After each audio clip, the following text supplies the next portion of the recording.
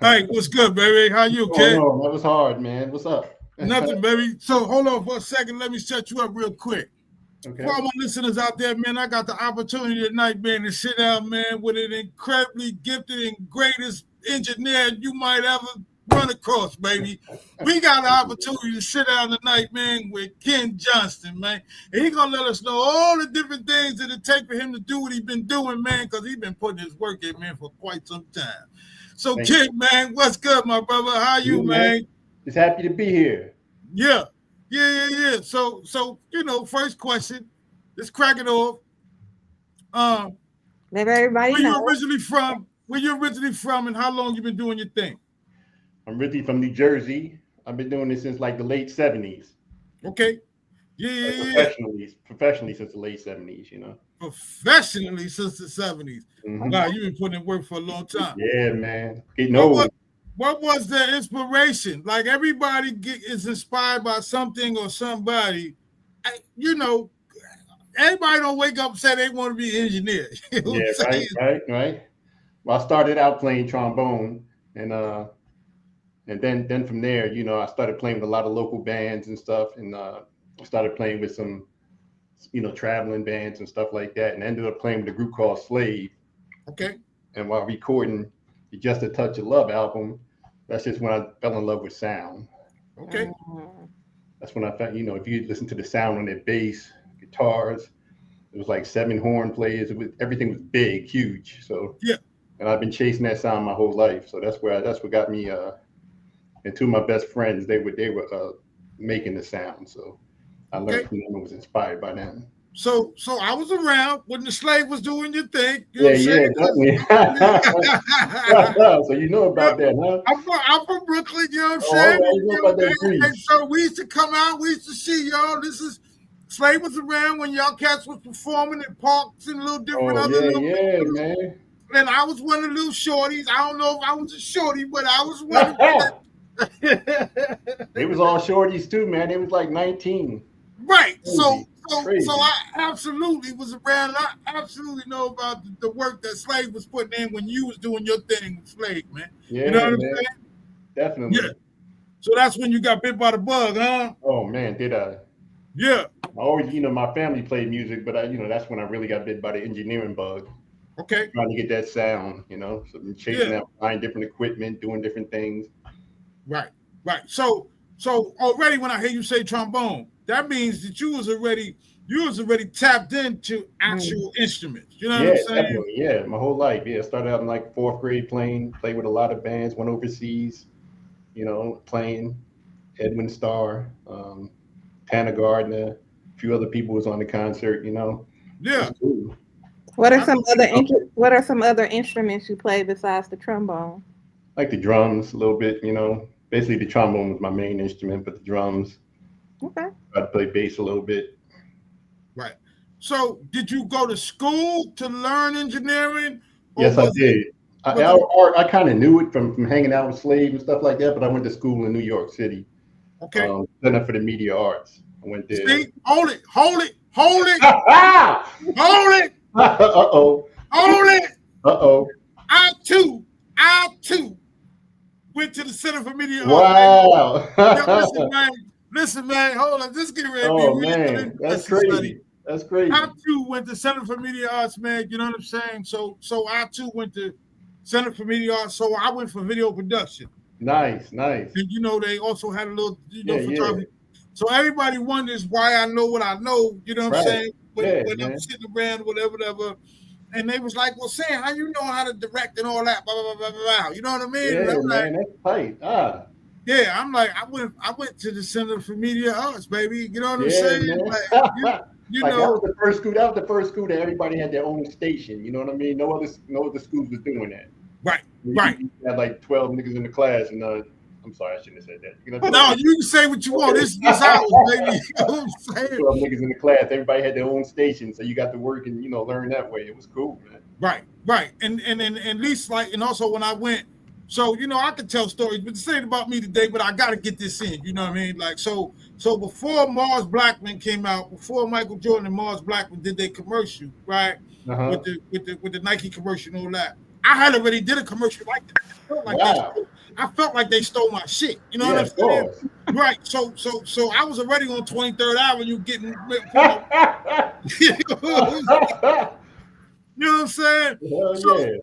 So wow, this is a small world, baby. Yeah, you know man, that's crazy. yeah, absolutely and stuff. So after you left Center for Media Arts, man, what was the next venture, man, that you went from there that you had to do when you went from there, man? After that, I went and worked for a studio called Unique Recording. Mm-hmm. It was like the biggest recording studio, one of the biggest in the world at that time. So I was a tape editor there and a tape copy person. Like if you made a song, we ain't had no MP3s, none back then. So if you made a song in the studio, they said, give me 10 cassettes. I was the guy that made the 10 cassettes. And then, whatever, made copies of reels and stuff like that. And then I went to tape editing, the 2 reels and, splicing the tape. I became really good at that. And, Hey man, Sonny, listen, man, we ain't came from the same. You know what I'm saying? Man, hold on, man. Hold on, man. All about that beat making, bringing it back, right? Right, about them reels, man. You know what I'm saying? Man. So I want you to kind of talk a little bit about the process, man, because a lot of cats now, of course, when we came along, we was taught the right way. You know what I mean? We was taught from the reels, you know what I'm saying, and the cassettes, and then on and on and on, man. Right. So I want you to talk about the difference now, man, on how you feel about that, of cats not really having that education under their belt. You know what I'm saying? To be able to do the things that we used to do to actually be a real engineer. You know what I mean? I know, man. It's a whole different world, man. I teach audio engineering at a college here in Vegas and stuff. Okay. So I get the young kids and a little bit older sometime. I get those kids in class that have never seen an analog studio, so they don't know nothing about it, Right. They if they want to save a song with all the plugins and settings, they just hit save and pop it up. We had to go write every setting of every piece of gear and patch bays and the EQs on the board and all kind of stuff. So they didn't get any of that, Right. And learn how to, cut that tape to splice it, Yeah, some of them don't know about split sheets and there you go. All that. I know. I'm tapped in too, Yeah, man, and apron stuff, and just all that, man, just all the good habits we built, Right, absolutely, man. It was actually a foundation, man, that had to be built before we could even move forward. Right. With a lot of different things that we was doing, man. You know what I'm saying? Yeah. I mean, you've had the opportunity, man, to engineer for everybody. New Jersey, then, Right. I mean, when you look at your resume, you know what I'm saying, and all the different things that you've done, like how did it progress to that? Like you started out slave, and the next thing you know, you with everything. Yeah, once I went to school, and then I started working at this place called Unique. They did everybody and their mama there, and basically, if a new piece of equipment came out, the owner would buy it. So. Mm-hmm. His philosophy was that, you can come to our studio, you don't have to bring your equipment. I already got it there, Right. And it's all included. So I did the same thing in New Jersey. I bought a studio and I had just about every piece of equipment that was out. So cats would walk in my place and they was just like awed at all the equipment I had, Yeah, so no doubt. A lot of people, they thought they didn't have to go to New York no more and stuff like that, or they can come over from New York and get out of New York and come to Jersey. Right. So that's pretty much what made it blow. And I was the first recording studio to have a Pro Tools setup. Like they had, like he told me like 3 other studios in New York had them, but they was for voiceovers and stuff like that. But I was the first audio music studio to have the full blown Pro Tools setup. Right. So that was making, that was an order to people, like, so I had a 24 track reel and I had 32 tracks on Pro Tools, so I would sync them together and stuff like that. So I had plenty of tracks for people to work on. No, that's right. So working with the you engineer for everybody, right? And we also know that there's always different sounds that different people are trying to capture, or different artists. I don't want to say people. Let me correct myself. Different artists need to capture. Is it was it easy or hard for you? I mean, like, what was your process, man, in being able to adapt to the sound of that particular artist and give that artist the sound that they were looking for, man, at the time when you was doing your thing with them? Just respect, man. Like trying to hear it the way they heard it. Right. And sometimes you get caught up in hearing it the way you want to hear it, and that could be wrong. So you have to. I learned that early. I was working with this guy, first real client I had, and I was mixing his records, and stuff like that. And he was like, and then one day I said, you know what? Let me do it the way they want to do it. I was trying to give it like a slave type feeling. And he said, Ken, what did you do to my sound? He said, it sounds so great now. Right. This poppy kind of like white sounding and stuff, and they loved it. And I was like, oh, so that's where I was going wrong, So right. That was a big experience. So then I just started with all my clients, like just listening to them. Mm-hmm. Man, half the time you're in the studio, it's basically y'all talking. You're not even working. You're talking, and you're a psychiatrist and everything else, man. Right. You got right. I hate to say that, but that's what it is, man. And I mean that's the kind of, you got to get to know the client to understand what the client is thinking and how they think. What they're shooting for, right? Right, and what can be the best, because sometimes the client don't really know what they really want. Right, exactly. Right. And then you kind of giving them a sound, and they think that they want, but then sometimes, and I want you to really tell the story, man. Or sometimes you got to pull things out of the client that the client don't even know that they have, man. What is your experiences with that, man? When you're having to work with a client like that? Well, I could tell you like two different instances. Like we called 3LW there, and the lead singer, she wasn't the best singer out of all three. So in the studio back then, you'd be take it again, you'd be taking it a million times, So I said, you know what? I said to them, try this on her voice, Right. And it was auto tune. I said, this will help keep her in tune, So they tried it, and they was like, oh, that's cool, man. So that like cut down. I said, but now if you do this to it, and it went to that T-Pain sound. I said, if you do this to it, it sounds like this, and they just went crazy, So they put it on the record. So that was the first really R&B record to have auto tune on it. Went double platinum, So wow, yeah, man. So wow. I gotta ask though. Wasn't T-Pain, I have to ask, because she's one of my favorite female rappers and singers. What was it like working with Lauryn Hill? Oh man, that was in the studio. She's a workaholic. I could say that, man. She is a super hard worker, and it was just an experience, It's an experience. It was. We'd be up for 20 hours working, and she'd be like, okay, pull up the next reel, and everybody'd be like, oh, come on now, having 3 studios at the same time. She just was a very, very hard worker. But did you have so dope, huh? Did you have some that went in there and just did one takers, like they went in there and just did it in one take or 2 takes? Not the hits, no. Not the hits. No. Yeah. No. So it's a song called Zion. I'm sorry to cut you. It's a song called Zion. Go ahead. And we did the hook for a whole week. Wow. Wow. And it sounded great every time she did it to me. You know what I mean? But she was like, no, I don't like it. Right. And you had to punch on the tape back then. It wasn't Pro Tools, nothing. You had to punch on the tape. Right. It was Zion. So that's 2 syllables. I would have to sometimes punch Zi out and keep the on. Mm-hmm. Or sometimes punch the Zi and then get out. I mean, also not Zi, punch on, you know what I mean? So I'd have to break them up and punch in 2 different ways. And that was, yeah, tough. Yeah. Imagine doing that for a week, And I know that becomes a little frustrating at times. I mean, definitely. So do you ever get frustrated? Well, I know you do, because I know. You're just happy to be there. Right. You're frustrated, but dang, man, you got this amazing talent in front of you. You're like, okay, you learn what it takes, Right. People don't do what it takes no more. Right. And that was a question actually I was just going to ask you. At times, you sometimes got to learn how to get out your own way? You know what I'm saying? Because we already know how it is, and sometimes you be so head set on wanting it this way. You know what I'm saying? Right.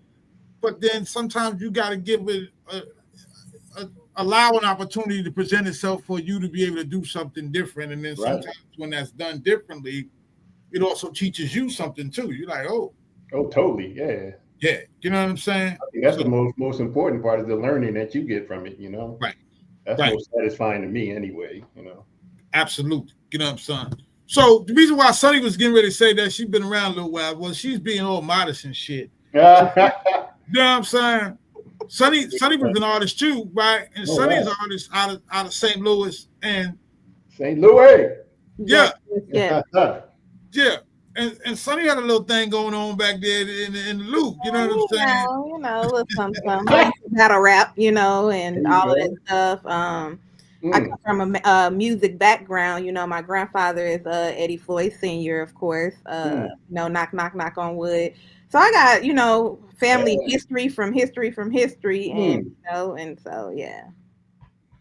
What was the process, man, that it took to lead up to being a Grammy award-winning engineer?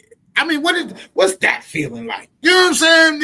Everybody ain't gonna never have that feeling. Yeah, right. Crazy. You know what I'm saying? It was like the I mean, first year that engineers got Grammys for, but you had to be album of the year. So that okay. was the first year that engineer, whoever worked on the album, got a Grammy, also got a Grammy, you know. So it felt great, man, seeing my name come across the screen and all that. It was just Wow. amazing, man. I never had that feeling in my life, you know. Right. Right. Yeah. I Yeah. feel like, now that part of history goes down. Then I just found out the album got the #1 album of all time for Apple. Whoa. Hmm. Yeah, Whoa. that's Wow. crazy. Yeah. I need you to talk about the structure, about the pay structure a little bit, about being an engineer. Because a lot of times people don't really know their business and don't know how to get that paperwork right. You know what I'm saying? Mhm. And I need you to kind of talk a little bit about on the business end of it, man. Is it difficult? Is it difficult to get what's due to you by being the engineer? Yeah, the most difficult part is that you get your money up front, you know. Mm-hmm. Unless you're in some situation where you get a part of it, you know. But I would say 90% of the time you get your money up front, you know. So the record can come out and go huge, and then you don't get any residuals from that. But you will get more clients from it, but you won't get Right. residuals. So Right. yeah, try to Right. make it worth your while, you know. So Right. how does the credits work? Like, do you always get put as the credits on the album, or okay, Yeah. okay, Some people, well nowadays they don't even have credits that much. right, So it's right, tough. But back then, yeah, the album come out, you get the credits. But some people jerk you, Yeah. I'm not gonna And lie. that's Yeah, the part that right. I was trying to get to, because a little earlier me and Sonny was having a conversation about some of the early artists, about the music that was being made back in the early days of hip hop, and how maybe 80-90% of artists weren't paid for their craft. You know what I right. mean? Like, they didn't understand the whole structure, the paperwork structure of it. You know what I'm saying? And where they didn't know about publishing, or they didn't know about copyright or trademark or whatever the case is, and then here they look up and they got a really really big hit or a nice catalog, And and they can't get it, or they, but they still living in the project. You know what I'm saying? Yeah, man. Happens to a lot of people. It's kind of like if they do bring that paperwork up, they might not get it put on, because cats they don't want to deal with it sometimes, So you got to kind of figure out who to attack and who not to, what Right. what is this going to be worth to you? I would Right. say if something do hit, then that's when you got to run. You got to run hard Yeah. because you might not get that. You might not get that experience again, Right. And Right. that's when you make your money. Maybe you didn't make money on that one, but it put so much other money in your pocket that Yeah. So how has like the technology of music like changed the way that you approach your work now? Because I know that it's so different now, in the different cultures and Oh stuff. yeah, I work completely in the box now. Okay. Completely inside the computer, 100%.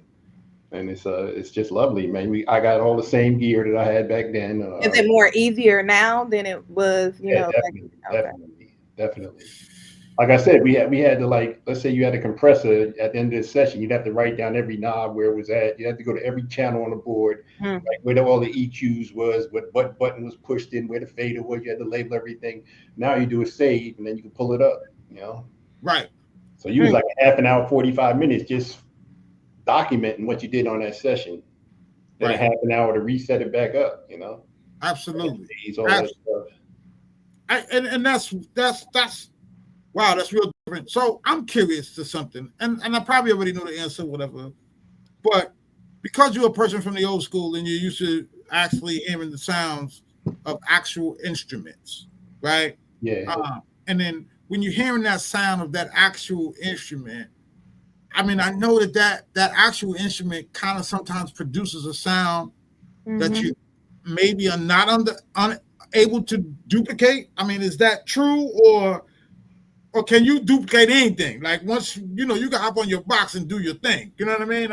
I was just curious about that because I'm from the old school. Right. And I know when you blowing on a, just like you said, you might be blowing on a trumpet, but a trumpet will make a certain sound that you can't duplicate by using a computer or technology is what I should say.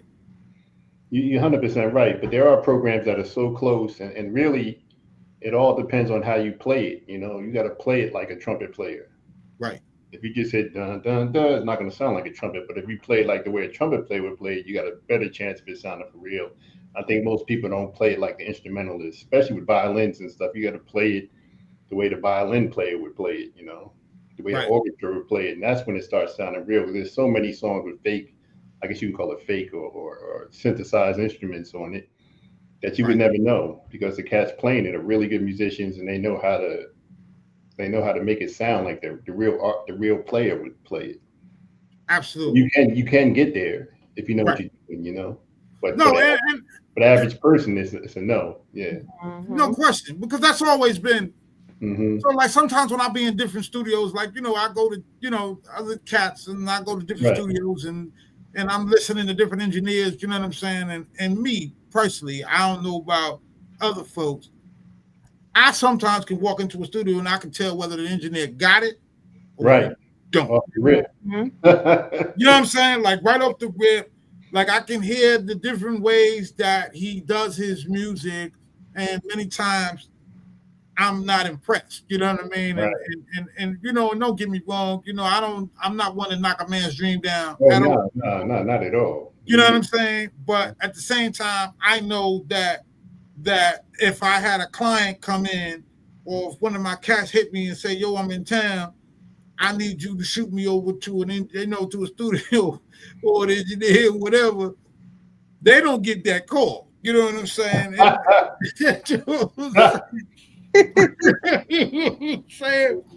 Man, it's so cool you said that, man. That's what I tell all my students. I said, you never know, man. Your whole session got to be laid out perfect. You got to be recorded perfect, so that the next time whoever mixed it, maybe somebody else mixed it. So next time they don't have a free time to do a session, they'll be like, go see such and such it, because they know it's going to be done right. Right. So a lot of cats don't take that in consideration. They still just doing them. They just high and doing them and all this stuff and yeah, that's dope, man. Instead of like really like just making it serious, like just lay it out the way it's supposed to be laid out, have everything perfect, crispy, clean, and everything is right. Everything's labeled, and then so when somebody gets to mix it, they'll see, oh, this is perfect. Man, I don't got to do all this work. I don't got to rename tracks. I don't got to do this. I don't got to do that. I don't got to color the tracks. It's all set up for me. Have you ever gotten somewhere where you was like, okay, you finished the track, they liked it, they said, oh, it was good, and then turn around and say, nah, I don't like that. Yeah. You get those people like that, they say, oh yeah, go ahead and do what you got to do on it. You know what I'm saying? Yeah, all the time. Yeah. And then when they heard it, you get two redos. Other than that, I got to charge you more.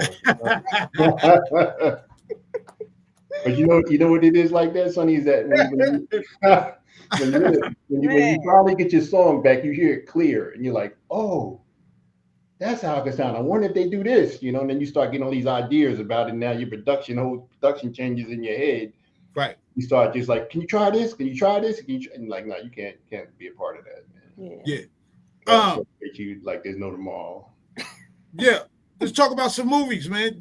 So I know you being an engineer, you absolutely have been involved with some soundtracks or some scores. Not scores, but the soundtracks, yeah. But the soundtracks. Yeah. Is that a different process, or you still do what you do? in my case, it would still do what I do. The actual songs made it to the movies that I was a part of. Okay. Hmm. Okay. My first actual gold record was on Love Jones. That was cool. Okay. Okay. Yeah, it was, I want to go outside in the rain. I did all the music to it. Wow. Touching yeah. my heart right now. You know what I mean? Like, Cool. yeah. Well, only because I'm from that era. You know what I'm saying? Yeah, only yeah, because, definitely. You know, only because, you know, like, so here's another thing. A lot of the music that we grew up on, a lot of the artists that we was listening to when we were younger, you know what I'm saying? A lot of people really can't identify with that when they hear it. You know what I'm saying? Like, you know, like, I'm not gonna get into it, but you know, this Slave, and it was BT Express, and right, you know, right. and it's Confunction, and you know what I'm saying, and you know, I'm sorry I'm dating myself, but that's what it is, baby. You know what I mean? That's my You know heart, what I mean? man. That's my Right. heart, dude. Yeah. Right. I come from, and then when I listen to the early years of East Coast music, you know what I'm saying? Because every coast had their own different style of what they did, and I'm sorry if I sound a little biased right now, right? Because I am. You know what I'm saying? And do you find that sometimes you have to kind of separate that in your mind, like when you're hearing a different sound? Because I know that happened early in your career because you from the East Coast, you from Jersey. So you used to hearing music and identifying with music in a particular way. But now you might get somebody from somewhere else, wherever, overseas or West Coast, whatever. What was it? Was it a problem with you with trying to kind of get with that? You know what I'm saying? And kind of resolute that in your mind? Used to be you judge the record, you know. But now I judge the sounds and just try to make it all work, you know. Okay. So you know you got to get out of that, you know. Yeah. Because it's not your project. If we're talking strictly from a mix perspective, you know, it's not your project, you know. Right. So you can't really. You just want to try to see. Like I'll listen to a song for 10 times, 20 times, 30 times before I even touch it, just to see what they're trying to go for, you know. Right. And then I'll start mixing. I walk away from it and be mixing it in my head. It's a crazy process. I'll be mixing it in my head, you know, knowing everything. And then when I go back, I just do this. Everything that's in my head, I just do to it. And then, you know, and then it's just a matter of tweaking it from there, you know. Right. So I try to get to know the record, the artist, and all that stuff.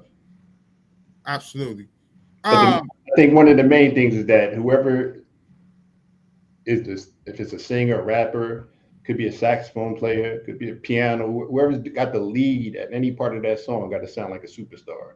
And I think that's where people go wrong, you know. Right.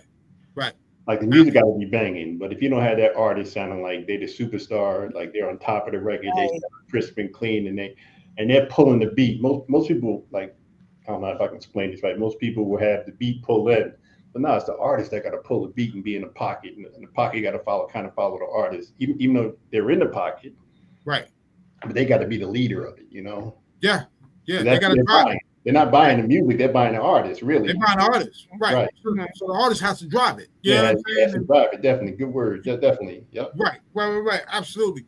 I want to shift a little bit, man. To you said you teach at the college. Yes. Explain that process, man. How do we fall? How do we get to? I mean, of course, it's a natural evolution. You know what I'm saying? Right. You know what I mean? But how do you feel about that? Like when you first started doing that, you know what I mean? I love it, man. I'm doing it for like close to 12 years now here. So I love it, man. Yeah. Okay. Super easy schedule, you know, get to teach young kids. Our setup is sick that we have, so that's fun. I also do it online. You know, you don't even have to go to the college if you want to learn Pro Tools online. So that's cool. And I've been with Pro Tools since the beginning, so I really enjoy it, you know. Right. No, absolutely, man. And you know, that is one of the bigger differences from the old way of doing things and the new way of doing things. You know what I'm saying? Like you said, the cat don't even have to kind of pull up to the college, you know, like I don't even have to get in my car and drive to Vegas, you know what I'm saying? You know what I'm saying? I can just look you up, punch in, and then I'm sure hit a button and be able to pay for the class or the weather course, whatever the case is. And like you said, that makes it much more easier Okay, but in my head, maybe because I'm old school, I'm not getting that real feeling. I'm not getting Ken Johnson. You know what I'm saying? Like, I'm not getting them jewels. Whereas if I'm standing next to you, or if I'm in the classroom, you know what I mean? I'm not getting to watch when you move your left hand and your right hand and the way you know what I'm saying? Like, those things, like, right there to me, because I learned it's important. You know what I'm saying? Right. So are you? I'm sure you're one to make sure that is also shown. Those little idiosyncrasies, man, that it takes for a cat to really be better than the next cat. You know what I'm saying? Yeah, man. But again, it's on the individual. You know, like you from the same school I am, man. To have somebody that been in the business that can show you some stuff, you're gonna link onto them like glue, man. You're gonna try to suck them for everything they got. Mm-hmm. People nowadays is just like, okay, yeah, right, yeah. Nah, man, we didn't have computers. We didn't have. Right. Only you find out about music was in the magazine. We didn't have no YouTube equipment or whatever. If you wanted to learn how to work something, you had to go pay $200 an hour. It's crazy, and a tape and all the hand musicians and stuff. So it's everything so available to them for free now that they, I tell them, come on, hit me up more. Ask me for more. Right. So Right. when they do finish like the course or the classes, do they get a certain like a certificate? Yeah, they get Pro Tools certified. Okay. Wow. Okay. And I'm Pro Tools certified as a user and a teacher, so they get certification. Yeah. Okay. Wow. Because like I said, me and you, like I said, we got a lot of things in common from the past, whatever. Mm-hmm. And you've just said a couple things that, when I reacted a particular way here, I thought maybe I was overreacting. You know what I'm saying? And now when I'm speaking with you, I recognize right away that no, I absolutely was not overreacting. You know what I'm saying? Because one of the things that at least when I was in school, and you sometimes have to learn how to humble yourself to be able to be taught. You know what I'm saying? You sometimes have to come in the door. So like when I tell people how I started, when I first kind of went into it, when I went into an engineer studio, it wasn't even an audio studio. This was an engineer studio where Cat was doing voiceovers. You know what I'm saying? And the first things that I had to do was clean up the studio, right? Where these are things that you got to do to learn. You do what's going on. I used to literally have to sit down and put the albums back in the slides. You know what I'm saying? And man, I used to make tape copies. It's, definitely, yeah, totally, man. Right. And so do you find that well, I already know that. I don't even know why I'm answering that question. Let me ask you something though. How long did it take you to get, move up a step in that particular studio? Took me maybe 2 months, 3 months, man. That's what I tell people. Yes. Man, I'm glad you said that. I tell young kids, I say, man, if you got to go to a place and clean toilets or make coffee or something, make sure them toilets are spotless. Make sure that coffee, the pot is clean. It's the best coffee anybody had. Right. Make sure that you are there. And I guarantee you, within 3 months, right, you're gonna be in the studio one day, and the engineer is gonna say, "Hey, run these, record these vocals for me." Right. And you're gonna record the vocals, and the next thing you know, he's gonna be sick the next day. Yeah, just do it with Ken or whatever. Next thing you know, that's where you could just start. That's where it took me actually 4 months to be able to first before he even let me touch the board. Right. You know exactly. what I'm saying? Yeah. And you got to touch it, right? Yeah. But man. I got to touch it. Yeah. You know what I'm saying? And then it took me right. You know what I mean? And then there's also a trust factor also. Oh yeah, definitely. Yeah. Because I just can't have anybody in my studio. You know what I mean? Touching shit. You know what I'm saying? Break something, you ain't got no money to pay for it. So right, you know what I mean? Or you stumble over a wire, you know what I mean? And you done ripped out a whole bunch of stuff that took me months to kind of. Because back in the day, there wasn't we had to figure that out. There was no numbers and names on the wires and none of that. You know what I'm saying? You know what I'm saying? Facts. Man, you had to figure that out. You know what I mean? And if if there was a problem, where there was a technical problem, where something was loose or whatever, you had to go through each. You know what I'm saying? That's and so it's tough, man. Each wire, each everything, man. You had to, man. Whew. Right. No question about that, man. So where's the next step? Like, you're doing your thing, you're doing schooling, you've already become Grammy Award winning engineer. I mean, like, where we go now? You know what I'm saying? I'm just having fun, man. I do a radio show out of Portland, Maine, on FM station out there. I do a dance mix show Friday and Saturday night. I call it the top of the night mix show, and I do that every weekend. And then I mix records and I teach at the school. And then I have a record label. So Nice. and then I have a distribution company. So I can distribute other record companies. I can also have a distribution company with Track Source. I don't know if you know who they are, but they. I already know Sham. Yeah. Mm-hmm. I know Sham. That's my boy. He did some beats for me and stuff. So yeah, it's been on my previous pod. That's my boy. Sham. Yeah. So you know that you can't go direct to them. Yes. So I do have a direct with them. So yeah. Yeah. When I seen Interstellar on there, I was like, nice. Yes. Yeah. You ever made dance music, club music? Huh? You ever made club music or whatever? Yeah. Like Sham made a couple I'm of beats. holding out. You said it, Sammy. You said she acting modest. Shout out to my boy Sham. Yeah. Right, because a lot of times, I mean, we pull up and then they be, listen, Sonny is still nice to the day. We'll pull up somewhere. And I know she don't really do a lot of things no more, but we'll pull up somewhere. And Sonny be listening to what be going on. Mm-hmm. And Sonny be like, you know what? Somebody hand me a microphone. I'm here to lay this real quick. Right. Let me just in case y'all forget. Right. Yeah. Let me put this down for them real fast. You know what I'm saying? And on top of that, Ken, on the battle, give me that mic, Right. On the battle tip too, like, these youngsters thinking they can, the battle rap and all that. Yeah. And so, Sonny goes in some days. You got to, Sonny, all the time. Yeah, it's now.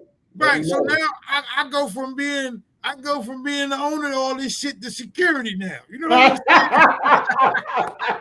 That's funny. But music gonna always be a part of me. Media is like what I love to do now. The interviews, the podcasting, the red carpets, all of that stuff. And somebody comes say, "Hey, I want to feature you on this track. Hey, let's go." I write a little something. What's up? Yeah, man. It's my pen game still there, so don't get it twisted. Absolutely, man. Yeah. So, man, what we look forward, right? You're still doing all the different things, man, that you was doing. You know what I mean? You're still doing the education, man. So, before we go, man, I wanna give you an opportunity, man, to shout out and plug everything and everybody, man, that's helped you get to the place to where you are today, my brother. Oh man. I'm gonna get shout out first to Verbs. He the one that put me down with this, and I can't appreciate me. We me and him just met a few months ago through a good friend of mine, actually a person that I helped teach how to engineer at my first studio and stuff. So Jack B, give a shout out to him too, and big shout out to Verbs. Yeah, definitely. Facts. Yeah. He's such good people, man, and beautiful. Yeah, you know what I mean? Big Absolutely. Heart, and my brothers, my nephews, my family, the school, students, everybody, man. It's just so many people, man. I don't want to miss anybody, but definitely KG and Naughty by Nature. He put me in place with so many projects, man. I owe majority of my career to him. Definitely, podcast, man. Help me out, introducing me to people, tell them to come through, whatever. Yeah, I still work with those people today. So thank you. I appreciate you giving me that honor to shout some people out, man. Absolutely. And for some of the new engineers out there and the producers out there, like what are some advice that you can actually give to them? That you learned earlier on in your stages and in your career. Say, man, you got to practice, man. You got it's like working out or being being LeBron James. Like, you think LeBron goes in there and he don't work out. You think he's who he is because he didn't put every hour of his life into this. It's the same thing with music, man. You gotta put those reps in. It's not like you got to figure out a formula or read 10 books and all this stuff. You just got to do it over and over and over and over and over and over and over again until it becomes second nature to you. And then you got to mix a lot so that you start hearing what you're doing. And you got to, you just got to keep doing it. And once you get good, you got to keep doing it some more. And then don't give up, because once you give up, the next day could have been the day that made it for you. And your life can change. Your life can change in one day financially. So you can't stop. You got to keep going. But the thing about it now, the technology is growing real fast. Yes. So if you slow down, you're not going to be on top of the newest technology, especially if you're young. You need to be on top of all the newest technology, and just keep practicing, man. Like, cats don't practice. Mm-hmm. They don't practice. Right. I mean, I'm sure man, what we would do to get a chance to just go in the studio or practice, man. Hey, man. You didn't need no money. You didn't need this. He was like, just let me be there, Just let me be there. Let me see what's going on. I'm sorry, but going out to the clubs and drinking, you can go do that anytime. Yeah. What you doing for? And do what it is that you need to do to move forward. You said somebody spend $40, whatever. I'm just saying a low number, but $40, man, they could have bought a plug-in. They could have bought something that, they could be, learning. Like I spend all my money on studio. I could have Benzes and this and that, but I spent all my money on equipment. Yeah. And what you said was very key, man, about practicing. It's about muscle. It's about creating muscle memory. You know what I'm saying? Exactly. And when you do something, you keep doing it, you're doing it over and over again, man, you get really good at it. You know what I'm saying? And then you get better at it. And then after that, you look up again. Now you're a Grammy Award winning goddamn engineer. Exactly, yeah. Right? Exactly. That's exactly how it works, That's how that goes, man. You know what I'm saying? All right, so before we go, though, I need you to also let everybody know where they can contact. I need you to plug your school. I need you to plug all your social media ties and all that. In any kind of way, man, if they want to get with you, man, on how they can catch up to you, man. All right? Yeah, man. It's Ken J Audio Guru, KENJ Audio Guru, Facebook, Instagram, or 488 Records, 488 Records on, TikTok. My school is CSN, College of Southern Nevada. You just go there and look up the audio department. If you want to take these Pro Tools classes and get certified, it's only like 3-hour classes once a week, a 3-hour class once a week. It's only like, I think $300 or something stupid, easy. Like, you don't have to even break the bank for this. Right. And it's a 12-week course. So stuff like that, man. Yeah, definitely. But 488 Records, and you can go to 1079 on Friday, 1079.org on Friday, and Saturday is at 4 p.m. Eastern time. West Coast time, 7 p.m. Eastern time, and check out the radio station. Okay. WJCP 1079. Okay, cool. I'm gonna sneak one in real here right fast, because I usually don't. I usually do, but I'm getting ready to sneak this one in. This is hard for you. This is really hard to ask you this, because you done did shit with everybody. Yeah. You know what I'm saying? But if you had an opportunity, is there a particular artist, man, that you would like to work with that you have not worked with yet? Oh man. Dead or alive, past or present. Oh man, I would love to like Kendrick, man. I would love to like. Okay. To see how he works, because he's a brilliant. I just love to see how he works. Yeah. He brings something different to me. Right. I just had to get that in. I know Tupac was great and everything, but something about just Kendrick is just different, man. And Tupac was for that time too, but Yeah, Kendrick is just like you said, it's just different. He's somebody different. This is a whole different entity. How Rain thinks that whole process works, Absolutely. I'm gonna send you a track video that I was featured on that Sham made the beat to, but I'll send it to you. I'll send it in your inbox on Instagram. I would love that. Yeah. And I just want to say one more thing before I say. I want a big shout out to Center for Media Arts, man. What was his name? Harry something. Harry, that random place. I forget his last name, but yeah. Yeah, and yeah, I just want to shout out because you're about one of the very few people that I've come across that said that they went to Center for Media Arts, and I was ecstatic. I'm like, oh shit, I was the only one that was around that piece. You know what I'm saying? Because and I don't mean to kind of elongate this, but because I was in video production, I was one of the few brothers that was in that class at that time. Me too, yeah, man, yeah. You know what I'm saying? Like then, I don't mean to cut you, but there wasn't no black people in it. I'm telling you, it wasn't. It wasn't. Nope. Now it's full of us. But back then, none. None. And I created a situation where I made them open up their doors. I made them open up the way that they needed to think about us. You know what I'm saying? Because there was a situation where we had to do this video project, and they allowed some people to take the cameras and all of that stuff to Jersey, right? And then I said that I want to do my video project and I want to do a biography of where I came from. And then they was telling me that I couldn't take those same cameras to Brooklyn to the projects. And I started a big old thing in the school, and the 2 weeks later or a week later, they allowed me to take the cameras. Right. And brought the stuff back perfect, right? Right. And so that kind of opened the doors for if you can dream it, you can see it. Right. You know what I mean? You can make it happen. And that was one of the things that I did.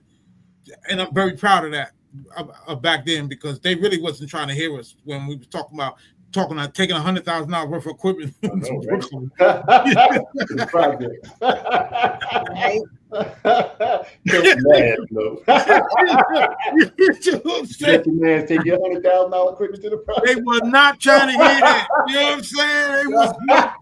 You know what I mean? And then eventually I wound up convincing them that everything was going to be okay, and that the people and the staff and the equipment was going to get back there safe. And so it had happened, man. But yeah, man, Ken, man, this was beautiful, man. You know what I mean? Beautiful, man. And appreciate you guys, man. Pleasure meeting you, and wow. Yeah, absolutely, man. So let me just say this. Yeah, let me just say this before you go, right? May you always be blessed in all the things that you do every day, man, and may you prosper in each and everything that you do, each and every day that you do it, my brother. You heard? I take that to heart. Thank you, man. Appreciate it. Yeah, no doubt, man. Hey, once again, man, salute to you, man, and the things that you do, man.